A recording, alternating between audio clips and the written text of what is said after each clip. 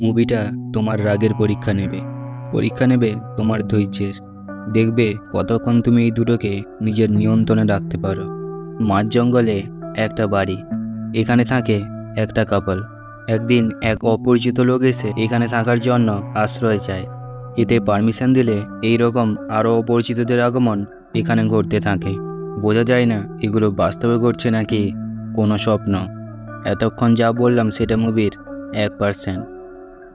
Hi boss, একটা unique কাহিনী নিয়ে ESD রিভিউ প্রেজেন্টিং মাদার। মুভিতে একজনের বাদে কোনো ক্যারেক্টারের নাম বলা হয়নি, তাই আমি বেশিরভাগ ক্যারেক্টারকে ওদের নিজের নামেই ডাকবো। বাড়িটায় ওয়েড আর জেনিফার থাকে।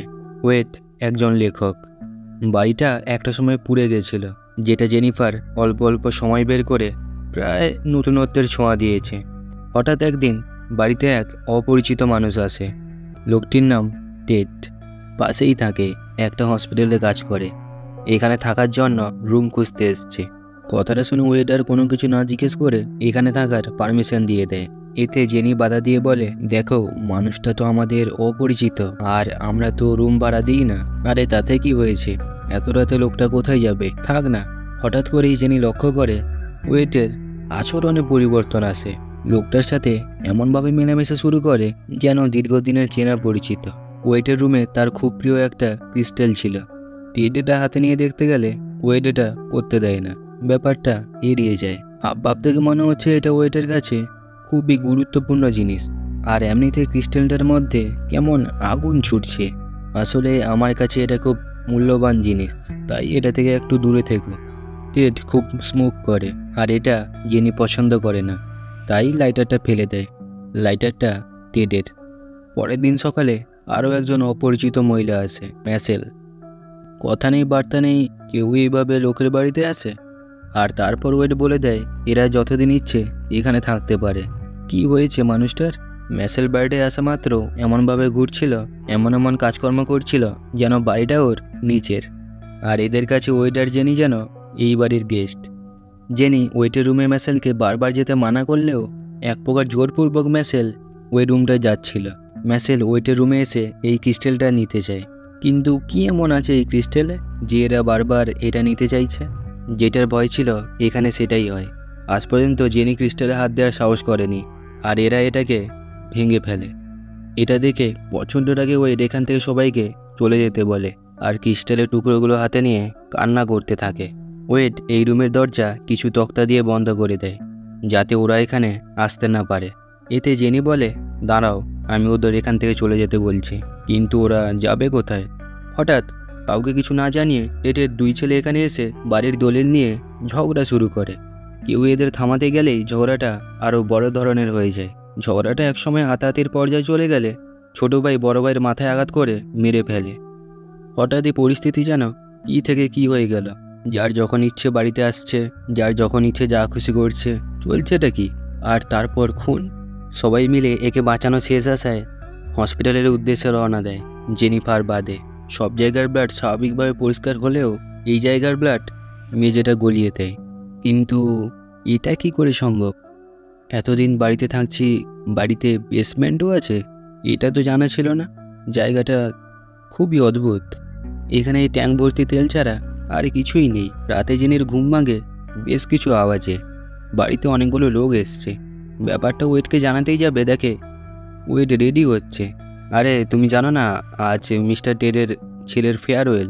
এতগুলো মানুষ অন্যের বাড়িতে এইসব করা কি ঠিক? আর ওয়েটই বা এমন কেন করছে? দেখতে দেখতে আরও বেশ কিছু মানুষের আগমন এখানে ঘটে। এইভাবে অনেকেই আসতে থাকে। বলা নেই কোয়া নেই, লোকের বাড়িতে এতজনকে ডেকেছে কে? যার যেটা মর্জি সেটা করছে, বাড়ির ক্ষতি করছে, জিনিসপত্র ভাঙচুর করছে। জেনি কাউকে কিছু বলতে গেলেই বলছে এদের নাকি ওয়েড এইসবের পারমিশন দিয়েছে। পরিস্থিতি লিমিটের বাইরে যেতে লাগলে রাগের মাথায় জেনি সবাইকে তাড়িয়ে দেয়। রাগ যতই হোক, ঘাপা কাপ জরুরি। এই রাতে ওয়েড ও জেনি ঘনিষ্ঠ হয়, আর এর ফল জেনি এখন গর্ভবতী।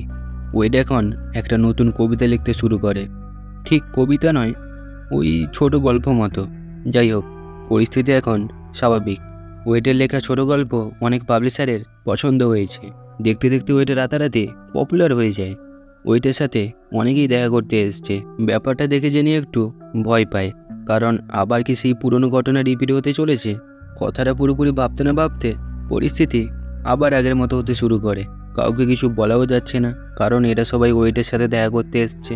পরিস্থিতি আবার আগের মতো, আগের থেকে একটু ভয়ানকই বলতে পারো। ব্যাপারটা যিনি ওয়েটকে জানালে, ওয়েট শান্ত গলায় বলে, আরে কি হয়েছে, যার যেটা ইচ্ছা করুক না, এগুলো তো আবার করা যাবে। তুমি কি পাগল হয়ে গেছো? সময়ের সাথে পরিস্থিতি কেমন হচ্ছে সেটা দেখতে পাচ্ছ? দেখতে দেখতে চোখের সামনে জেনের যত্ন করে সাজানো বাড়িটা এই অপরিচিত মানুষগুলো নরকে পরিণত করছে। মানুষের ভিড়ের মধ্যে দাঙ্গা শুরু হয়। মিলিটারি সেনাবাহিনী এসে এতগুলো মানুষকে সামাল দিতে চাইলেও সেটা আর হয়ে ওঠে না। এতগুলো মানুষ মিলে এদেরও মেরে ফেলে। মানুষ যেন একে অপরের প্রতি হিংস্র হয়ে উঠেছে। এত কিছুর মধ্যে জেনির প্রচণ্ড পেটে যন্ত্রণা শুরু হয়। বাচ্চাটা মনে হয় আজকেই জন্ম নেবে। জেনি বাড়িতেই বাচ্চা প্রসব করে, ছেলে হয়েছে। এই ফলগুলো জেনির জন্য বাইরে অপেক্ষা করা মানুষগুলো পাঠিয়েছে। ওরা জেনির ছেলেকে দেখতে চায়। এইসব থেকে জেনি ভয়ে ওয়েটের কাছে রিকোয়েস্ট করে বলে ওদের এখান থেকে চলে যেতে বলতে। আরে জেনি, ওরা তোমার বাচ্চা দেখতে চায়, দাও, তুমি যদি না দেখাতে চাও আমাকে দাও, আমি দেখে নিয়ে চলে আসছি। তুমি কি পাগল হয়ে গেছো? কি হয়েছে তোমার? আমি চাই না কেউ আমার কাছে আসুক, তুমি যাও আমার কাছ থেকে। কথাটা শুনে ওয়েট মুখ গম্ভীর করে এখানে বসে যায়, অপেক্ষা করে জেনির ঘুমানোর। এত কষ্টের ফলে জেনি ঘুমিয়ে পড়ে। হঠাৎ একটা চিৎকারে জেনির ঘুম ভাঙে। যেটার ভয় ছিল সেটাই হয়। ওয়েট বাচ্চাটা এদের হাতে দিয়ে দিয়েছে, কিন্তু এখানে বিষয়টা ভাবনার বাইরেই ঘটে।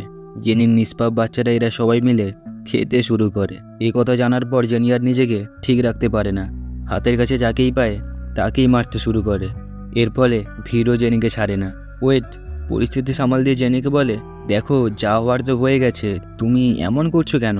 সত্যি ওয়েট, খুবই অদ্ভুত মানুষ তুমি, এখনও এই শয়তানগুলোর হয়ে কথা বলে যাচ্ছ? এই বলে রেগে জেনিফার বেসমেন্টে আসে। এটা টেটের লাইটার। বিষয়টা এবার সহ্যের বাইরে চলে গেছে।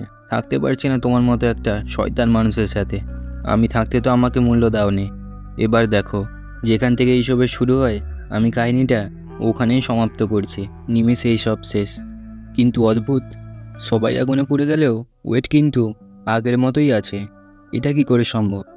ওয়েট কি আদৌ কোনো মানুষ, নাকি মুভির শুরুতে যে ক্রিস্টালটা দেখেছিলে, যেটাকে বারবার টেড ও তার স্ত্রী নিতে চাইতো, যেটাকে ওরা একসময় ভেঙে ফেলেছিল, সেটা আগুনে ঝলসে যাওয়া জেনির পেট থেকে ওয়েট বের করে, আর জেনি মাটিতে মিলিয়ে যায়।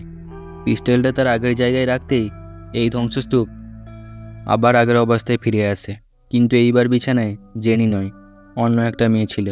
শেষের এই দৃশ্যটা মুভির শুরু। এই একই দৃশ্য মুভির শুরুতেই আমরা দেখেছি। এবার মুভিটায় আসলে কি ঘটলো সেটা বলি। দেখো, বাইবেলের কথা অনুযায়ী ওদের সৃষ্টিকর্তা অ্যাডাম ও ইভ নামে দুজন মানুষকে সৃষ্টি করে পৃথিবীতে পাঠায়। আর এটা বাইবেলের মতে, কারণ বিভিন্ন ধর্মের সৃষ্টির বিভিন্ন থিওরি আছে। যাই হোক, এখানে সৃষ্টিকর্তা হচ্ছে ওয়েট, আর পৃথিবী রূপে দেখানো হয়েছে এই বাড়িতে। মনে আছে জেনিফার সবসময় বাড়িটা কেমন যত্ন করে রাখতো? মুভির প্রথমে যে দুজন এই বাড়িতে আসে তারা হচ্ছে অ্যাডাম ও ইভি। ধীরে ধীরে বাড়িটায় লোক বাড়তে থাকে। অ্যাডামের ছেলে খুন হয়। বাড়িতে খুনি, চোর, ডাকাত সব রকমের মানুষের ধীরে ধীরে আগমন ঘটে, যেমনটা পৃথিবীতে। আর যত দিন যায়, যত মানুষের ভিড় বাড়ে, এরা নিজেদের বাসস্থানকে ধীরে ধীরে ধ্বংসের দিকে নিয়ে যায়, যেমনটা আজ আমরা পৃথিবীর সাথে করছি। ওয়েড হচ্ছে সৃষ্টিকর্তা, তাই ও মানুষের সব ভুল সবসময় ক্ষমা করেছে, কিন্তু তাতেও মানুষ শুধরায়নি। সব শেষ হয়ে যাওয়ার পর সৃষ্টিকর্তা আবার নতুন সময়ের সৃষ্টি করে। মুভিটার নাম এই জন্যই মাদার, কারণ পৃথিবীকে আমাদের মায়ের মতো দেখানো হয়েছে। যেমন জেনি থাকতে জেনির মর্ম কেউ বোঝেনি, তেমন সময় থাকতে কিন্তু আমরা পৃথিবীর মর্ম বুঝছি না।